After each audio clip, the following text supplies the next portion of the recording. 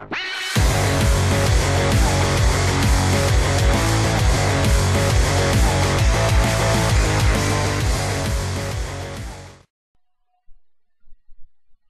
YouTube.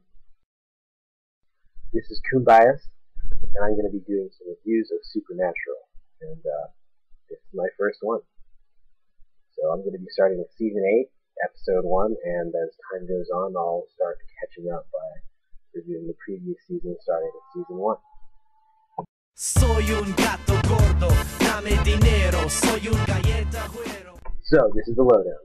This episode is called We Need to Talk About Kevin. It's the season premiere of Season 8.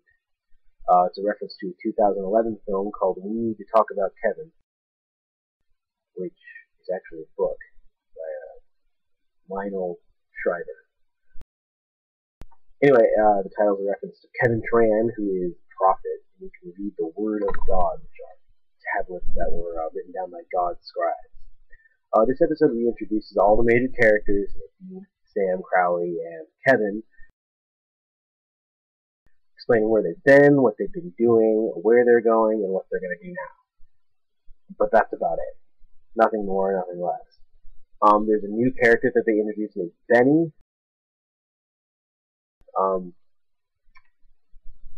He's a vampire with a southern drawl.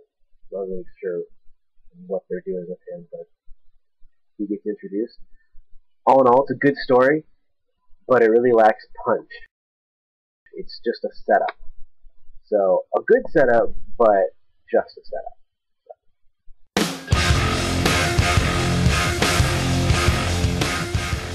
Just a warning for anyone who's watching this. This is a review. There are spoilers. Call 911 now! If you haven't seen this episode, you probably shouldn't watch a review. At least my review.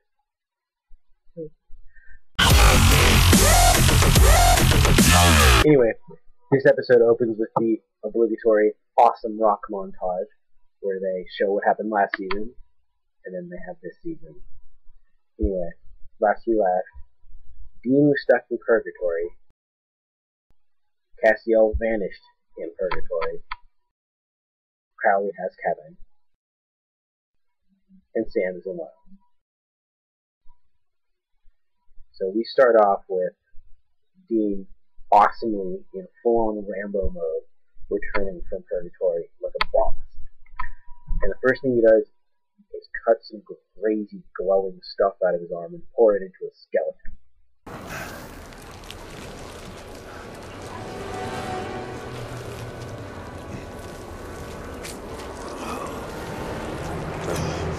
Anime corpore Yuri corpus totem resurgent.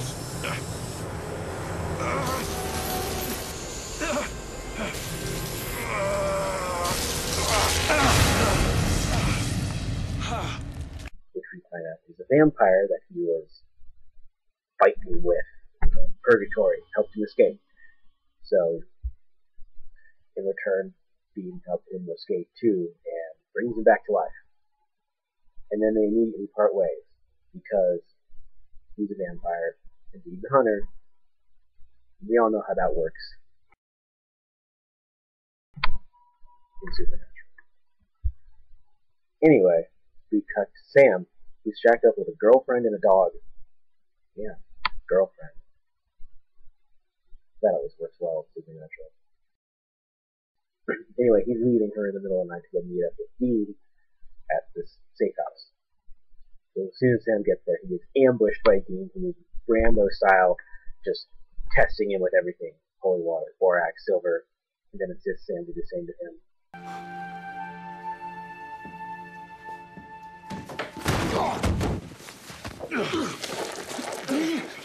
What? Not a demon. Or a Leviathan. What? Or shifter. Good. I can't stress enough how much I Rambo is.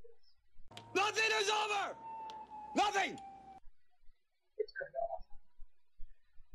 Anyway, then they have their traditional bro hug, which they always do whenever they've been apart for a long time. Come here. The fans love the bro hug. Uh, then, of course, the drama starts because Sam's quit hunting, living with his girl and his pup, and that pisses off Dean for some reason because You, Sam, you quit? Yeah, you were gone. Dean, Cass was gone. Bobby was dead. I mean, Crowley even shipped off Kevin and Meg to parts unknown. So you just turned tail on the family business? This is family, quite like the whole family being dead. I wasn't dead. devastation. Stop.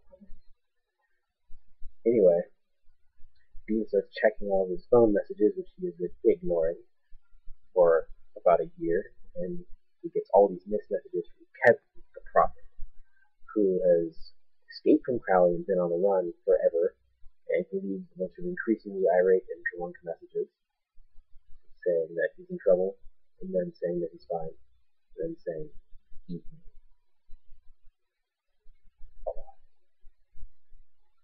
Anyway, so they decide since Sam ditched Kevin for a year, they should go find him.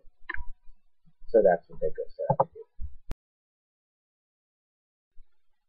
Anyway, Sam uses his super hacking skills to track down all of Kevin's movements and figures out that his last call came from the place where his ex-girlfriend goes to school. Or his girlfriend, ex-girlfriend, sort of girlfriend. They don't make that quite clear. Anyway, they track her down and question her, and she says she knows nothing and she's kind of a bitch. But she turns out to be possessed by a demon anyway. Shut up, bitch. Go figure. But it's cool to see demons at the forefront of things as opposed to Leviathans, because the demons are really cool.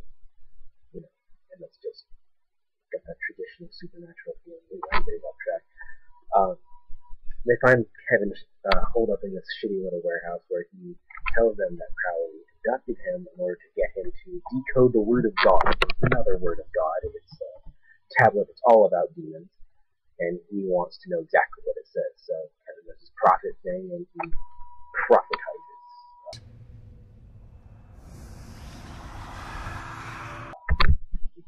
Goes in. And he tells Crowley that it's going to be telling him how to open all the gates of hell, so Crowley gets all excited and goes to open the gates of hell.